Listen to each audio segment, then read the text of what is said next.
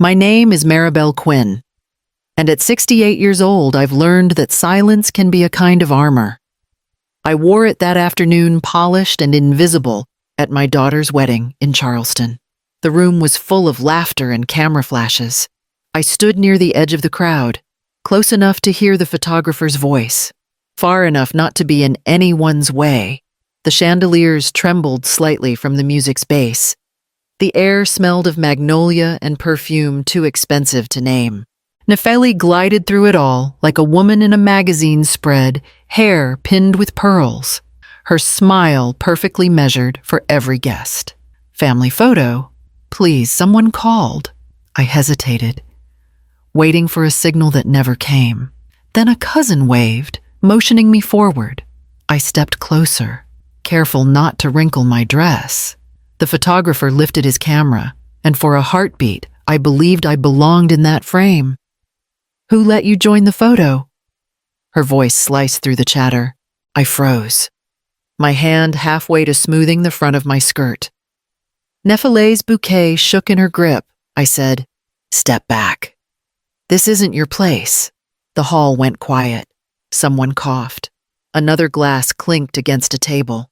I opened my mouth, but no words came. I only saw her eyes furious, bright, unfamiliar.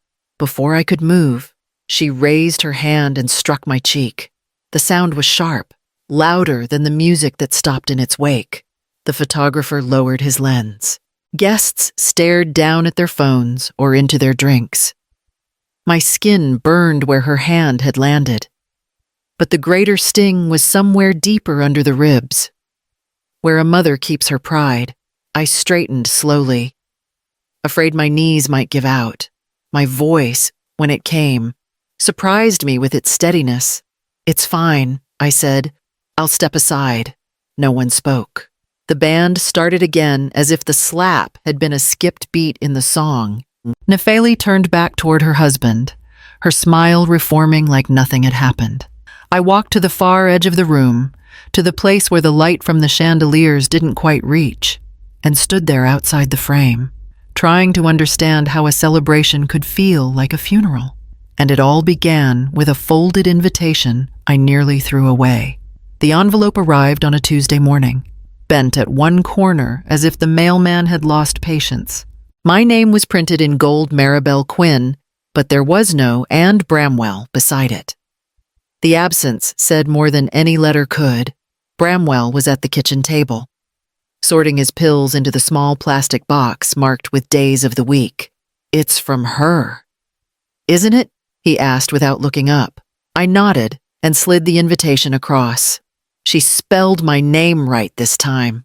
He smiled faintly. "Progress." Inside, the card shimmered with embossed lilies. The union of Nefeli Quinn and Elias Wade. It read, "Below, formal attire, Harbor Light Hall, Charleston." Bramwell exhaled. "That's a long drive. I can take the bus." I said, "It's only 5 hours if I leave early." "You could also stay home," he murmured. I looked at him, then the hollow of his cheek since the surgery, the thin scar that peeked from his collar. "She's still our daughter." He tapped the pillbox closed. "I'm not arguing that. I'm saying don't walk into a storm without an umbrella." I forced a smile. "Maybe this time the weather will hold." That night, the phone buzzed with messages from neighbors. "Did you hear Nefeli's wedding will be the event of the year? 5-course dinner, designer gown from New York." Gossip traveled faster than compassion. I stood before the mirror, practicing the toast I'd written on a scrap of paper. To patience, and to kindness the kind that listens more than it speaks. My reflection didn't look convinced. 2 days later, I laid out my late mother's blue dress. The one Bramwell always said made me look like the sky after rain. The seams had loosened over time, so had my certainty. When I folded the invitation to slip it into my handbag, the crease ran straight through my daughter's name. I tried to smooth it flat, but the paper remembered every fold. Bramwell kissed my forehead before dawn. "Go, but keep your dignity close." "I always do," I whispered. though part of me knew dignity can be easy to misplace when love becomes a performance. Charleston greeted me with salt air and magnolia.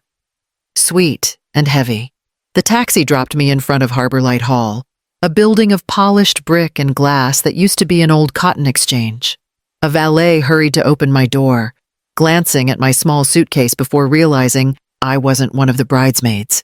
Inside, music poured from the speakers, modern, loud, expensive. I followed the signs toward the ballroom, careful not to let my heels click too hard on the marble. Guests shimmered past in silk and sequins, faces bright with champagne and belonging. "Oh, you made it," a woman called. It was Ruth, my sister's daughter, holding a glittering clutch. Her smile froze halfway, like she wasn't sure whether to hug me. "You look lovely." "Thank you," I said. "I think they set your place near the back," she added quickly, already turning away.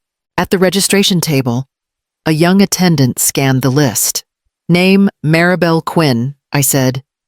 She frowned, then found the card. "Ah, Maribel Quinn. Right this way." The misspelling was small, but it felt like a scratch on glass. I followed her through the hall until she stopped beside a table near the catering door.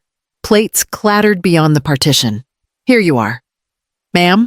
The chair wobbled slightly. I smoothed my dress, placed my purse on my lap, and pretended not to notice how far away I was from the main table where Nefile's laughter floated like a melody rehearsed too many times. A young waiter approached, his accent local and kind. "Would you like some water before dinner starts?" "Ma'am?" "Yes." "Thank you," I said. He poured carefully, as if the simple act of respect might balance the rest of the room. When Nefile passed by with the wedding planner, she paused long enough to touch my shoulder. "Mom, please just enjoy yourself." "Okay. Don't worry about where you're sitting." Her hand was light, her eyes elsewhere. I nodded, afraid any word might crack the moment open. The band struck up a brighter tune, and everyone rose to dance. I stayed seated, holding the cool glass in my hands, watching the celebration ripple past me like a tide that had learned to go around instead of through. The dinner began with applause and violin music. Toasts rolled like waves, smooth, predictable, practiced. By the time the band softened for the final speech, I felt the words I had rehearsed burning in my chest. I rose slowly, champagne glass trembling in my hand. The microphone waited at the end of the table, small and merciless. "Excuse me," I said, my voice steady at first. "If I may, just a few words." Chairs turned. The planner blinked, uncertain, then gestured politely for the sound technician to lower the music. "I want to thank everyone for being here," I began, "for celebrating love, not just the kind that glitters, but the kind that listens. The quiet kind. For a heartbeat." The room felt warm. People smiled. Glasses lifted across the table. I saw Nefele lean toward the planner, whispering something. The woman nodded quickly and reached for the microphone switch. I kept speaking before she could reach it. "When Bramwell and I married," I continued, "we had almost nothing. Just faith that if we kept listening, we'd find our way. Love can be stubborn, but it should never be cruel." My hand shook slightly, the glass catching light like a trembling star. "Love doesn't humiliate," I said, softer now. "It forgives, but it also teaches." A murmur ran through the tables. One woman dabbed her eyes. Another looked nervously toward Nefile. My daughter's face was still, beautiful, and unreadable. Elias shifted beside her, his fingers tightening around his napkin. "Maribel," he said gently. "That was very kind." I nodded, sensing his discomfort. Nefeli's smile didn't reach her eyes. "Thank you, Mom," she said into the microphone as the planner hurried to raise the music again. That was unexpected. Laughter scattered through the crowd, awkward, thin. I sat down, folding my napkin on my lap as the first notes of a jazz song filled the room. The champagne in my glass had gone flat. Across the hall, my daughter's laughter returned. Practiced and bright, I stayed quiet, letting the sound wash over me until it became a hum without words. Just the echo of something that used to be tenderness. The photographer's voice carried above the chatter. All immediate family, please gather near the stage for the formal portrait. I stayed seated, unsure if that word family still included me. My hands twisted the napkin in my lap until the fabric felt damp. Maribel. Called my cousin Lydia from the other side of the room. Come on, they're calling everyone. I hesitated, then rose. My chair scraped softly against the floor. A small, apologetic sound. I walked toward the group, keeping to the edge of the carpet, where the light thinned. Nefeli stood beneath the archway of white roses, her veil pinned perfectly. Her smile sharpened for the cameras. When she saw me, something flickered across her face. Annoyance, then panic. Mom, she said under her breath. You don't have to. The photographer lifted his camera. Beautiful. Let's have the parents join in. Before I could step closer, Nefeli turned sharply. Who let you join the photo? The words cracked like a whip. The room went silent except for the soft whir of the camera's focus motor. Then came the sting her hand, quick and shocking, against my cheek. For a moment, I didn't move. The lights above us blurred. Somewhere behind me, a glass hit the floor and shattered. Elias froze, his mouth half open. Nefeli. She snapped. Stay out of it. Her voice trembled. Not from regret, but fury. Dozens of faces watched, caught between disbelief and curiosity. A waiter's tray tilted slightly before he caught it. Someone gasped. Another voice whispered, "Oh my God." I lifted a hand to my face. My fingers came away warm. "I'm still your mother," I said quietly, not to shame her, but to remind her of me, of who I was before the dress and the hall and the perfect light. No one moved. The photographer lowered his lens slowly, as if afraid it might break the silence again. Across the crowd, a guest whispered, "Someone should stop this." No one did. The music resumed on cue, thin and trembling, as if pretending nothing had happened could make it true. I turned away before anyone could see the tears that finally came, not loud, just steady, like something long overdue. The ballroom doors opened with a low, uneven sound like a breath drawn too late. For a moment, no one noticed. Then the crowd began to turn, one by one, as if pulled by the same invisible thread. Bramwell stood in the doorway, his cane tapped once against the floor, his coat unbuttoned, the night air still clinging to him. I hadn't seen him since dawn, when he'd promised to rest, his heart too fragile for travel. A murmur rippled across the hall. "Isn't he supposed to be home?" someone whispered. He didn't answer. He didn't need to. He walked toward me, slow but deliberate, each step a metronome of calm through the chaos. The guests parted, their silence opening a path. When he reached me, he laid one steady hand on my shoulder.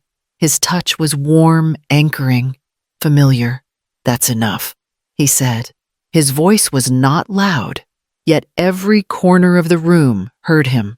Nefeli stiffened. "Dad, what are you doing here?" He turned to the wedding coordinator. "Pause the music." "Please." The woman froze, then obeyed. The band fell silent. Even the chandeliers seemed to stop shimmering. Bramwell faced our daughter.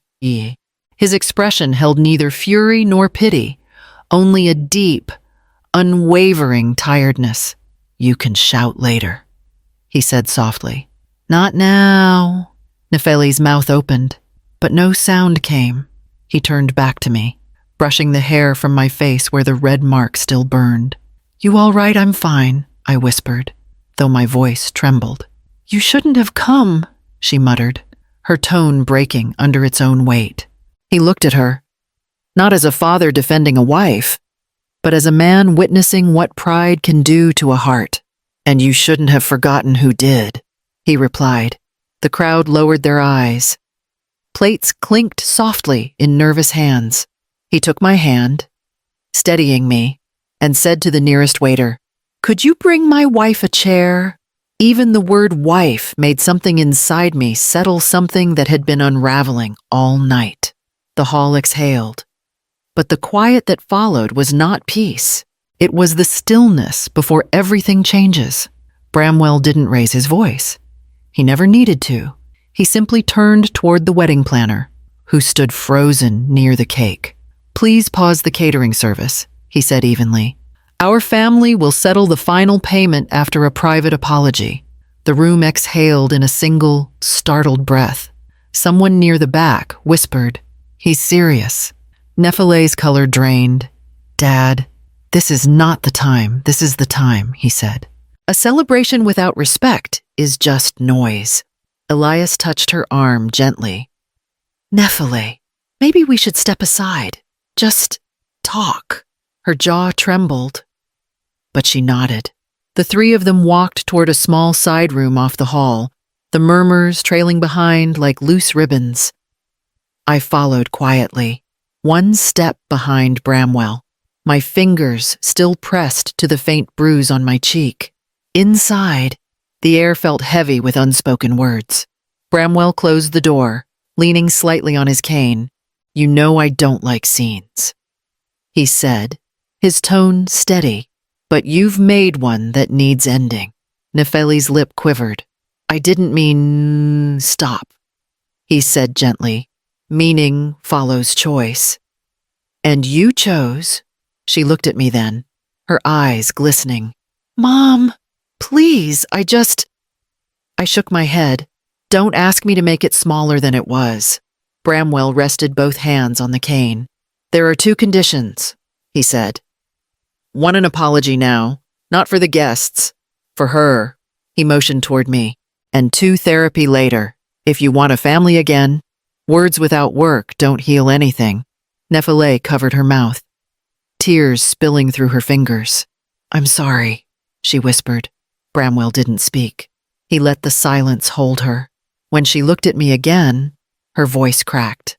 "I am so sorry, Mom. I don't even know why I reached out, resting my hand lightly over hers. You'll figure it out," I said softly. "That's what growing up really means." Outside the door, the faint hum of voices waited, unsure whether to resume the celebration. Inside, the air trembled with something fragile, remorse learning how to breathe. The silence between us thickened until even the hum of the air conditioner felt too loud. Nefele wiped her eyes with the back of her hand, makeup streaking down her cheek. "I was ashamed," she whispered. "That's the truth. I thought if people saw you, your simple dress, your quiet way of talking, they'd think I came from nothing." Bramwell's cane tapped once against the floor. "You did come from nothing," he said calmly, "but you came from love too. We built your confidence with our hands. Don't bruise it with ours." She looked up, startled by the gentleness in his tone. Elias had been silent until then, standing near the door like a man trying to fade into the wall. "She's right," he said finally. We lost perspective. The wedding became a performance instead of a promise. Nefeli's voice cracked. "I just wanted everything perfect. I thought if I could make it look beautiful, people would stop seeing me." I felt the ache in her words, too familiar, too late. "Your beauty was never the problem," I said softly. "It's what you forgot to honor underneath it." She covered her face, sobbing quietly. "I don't deserve forgiveness." Bramwell looked at her, then at me. "Forgiveness isn't given," he said. "It's lived." I took a breath, steady and deliberate. "Then start by earning it." She dropped her hands and nodded, her shoulders shaking. "Tell me how." "By remembering who you were before the cameras," I said, "and by never letting pride speak for love again." Elias stepped closer. placing his arm around her. "We'll fix it," he murmured. Bramwell's eyes softened, but he didn't smile. "Fixing takes time. Don't rush what needs to humble you." Nephele nodded again, her voice no louder than a prayer. "I'll try." When we opened the door, the music had not yet returned. The guests were still waiting, unsure whether to clap, to whisper, or to leave. The night held its breath as our family stepped back into the light, broken, visible, but beginning to mend. When we stepped back into the hall, the crowd turned as one. Conversations cut mid-sentence. Music stilled without a signal. The silence felt wide enough to swallow us. Nephele walked ahead of me, her hand gripping the microphone like an anchor. Her voice trembled, but it carried. "Everyone," she said, "I owe you and especially my mother an apology." No one moved. The chandeliers hummed faintly above, their light softer now. "I was cruel," she continued. "There's no excuse for what I did. My parents gave me everything that mattered, and I repaid them with pride. I hurt the people who built me." Her voice broke, but she steadied it. "I can't undo it, but I can start differently from right here." Bramwell stood beside me, quiet as stone. Elias placed a hand on Nephele's shoulder, a silent nudge forward. Nephele turned toward me. "Mom?" she said, her eyes glistening. "Would you please join us for the photo this time, where you belong?" For a moment, my feet wouldn't move. Then Bramwell's hand brushed mine. "Go on," he whispered. The photographer, the same one who had frozen mid-shot earlier, raised his camera again. His voice was cautious. "All right, everyone. Let's try this again." Nephele stood beside me, her fingers brushing my arm as if asking permission to stay close. Bramwell stood on my other side. Elias leaned in gently, holding the frame together. The photographer's voice softened. 3, 2, 1. The flash burst. Not harsh, but clean, catching the shimmer of tears on my daughter's cheek, and the faint, tired smile on mine. A hush followed, then applause, quiet at first, then swelling until the hall pulsed with it. Phones rose again, but this time the eyes behind them were kind. Bramwell exhaled beside me. "That's one worth keeping," he murmured. Nephele nodded, her tears fresh but unhidden, and as the camera clicked again once, twice, a heartbeat apart, the sound felt less like exposure and more like closure. 3 days later, Charleston had quieted. The gulls drifted low over the harbor, the air still carrying a trace of salt and lilac from the gardens. Bramwell and I sat on the porch, 2 mugs of coffee between us, steam rising like a small truce with the world. Beside the steps, a new brass lamp glowed in the dim light. Bramwell had installed it that morning, careful and steady despite his heart. The plate at its base read, "Built by boundaries, kept by respect." He leaned back, the cane propped against his knee. "You think she'll keep her promise?" I traced the rim of my mug. "If she meant her apology, she'll try." He nodded slowly. "Then let's leave room for trying, not for forgetting." The mail arrived as dusk thickened. A thin white envelope rested on top of the pile. Nephele's handwriting curved. Deliberate filled the front. I opened it carefully. Inside, her words were smaller than I remembered, as if written with both hands shaking. "Mom, Dad, thank you for not giving up on me. I want to visit once a week. Not to fix anything too quickly, just to sit and listen. Love, Nephele." I handed the letter to Bramwell. He read it twice, his expression quiet but lighter. "A letter," he said. "Not a text? That's something." "It is," I replied. "Paper remembers." He smiled. Faintly. "So do we." After dinner, he brought out a folder from the drawer, a manila one, edges soft with use. "I went ahead and filed the life estate deed," he said. "The house stays ours until the end. No one signs it away." I looked at him, proud and a little sad. You always did like finishing things properly. Peace needs paperwork, he said with a half smile. Otherwise, someone always edits it later. We sat in the porch's gentle glow, the lamp humming with its new light. Across the street, children's laughter rose and fell like an old song. I took his hand and said quietly, "Peace doesn't mean forgetting. It means choosing where to stand." He squeezed my fingers once. The lamp stayed lit long after the harbor went dark.